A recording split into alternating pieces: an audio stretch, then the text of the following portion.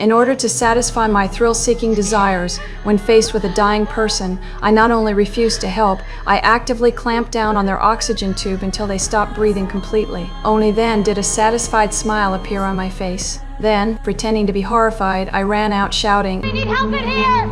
The doctors on duty rushed into the room. Watching them struggle desperately yet fail to save the patient filled me with a deep sense of fulfillment and gave me a new idea. So I quit my job at the hospital and became a private caregiver for a wealthy family, tasked with looking after their paralyzed son. My naturally attractive appearance not only won the boys' approval, but also earned the trust and kindness of the wealthy couple. However, whenever no one was watching, I would secretly tamper with the boys' crutches. Sometimes, seeing how deeply in love the husband and wife were, I couldn't help but glare with resentment. One day, the wife's friend came to visit. She praised me extensively, saying I was great with children, sometimes even better than the mother herself. But the friend warned her to be cautious and to thoroughly check my background, especially since there had been many recent cases of caregivers committing murder. Little did she know I was eavesdropping on their entire conversation.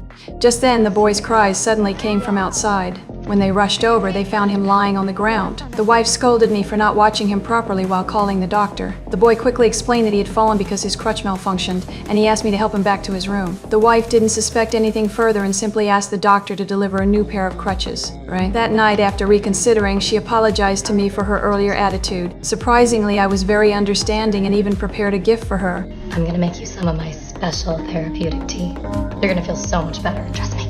What she didn't know was that this was all part of my scheme. From then on, I made sure to bring her a special drink every day. Gradually, her health began to deteriorate. She felt constantly exhausted and would fall asleep as soon as she lay down. One day, while I was observing from the shadows, the doorbell rang. It was the doctor delivering the new crutches for the boy. As he was about to go upstairs, I quickly stopped him, explaining that the whole family was resting. Not wanting to disturb them, he handed the crutches to me instead. But as he was leaving, he said one thing that sealed his fate. You look so familiar to me. Have we ever worked together? No, I don't think so. Are you sure? I remembered clearly he was the doctor who led the resuscitation efforts when I killed that old man in the hospital. So that very night, I went to his home. Waiting for the right moment, I injected him with a pre-prepared poison without hesitation. Before leaving, I deliberately left the syringe behind to make it look like a suicide. Following day, the wife's friend came to visit again. She accidentally knocked over a glass of water, staining the husband's shirt. When he changed his clothes, his well-built physique caught my attention and sparked my imagination. I took the shirt to the bathroom, where I became lost in the scent of his sweat, a moment that was witnessed by the wife's friend.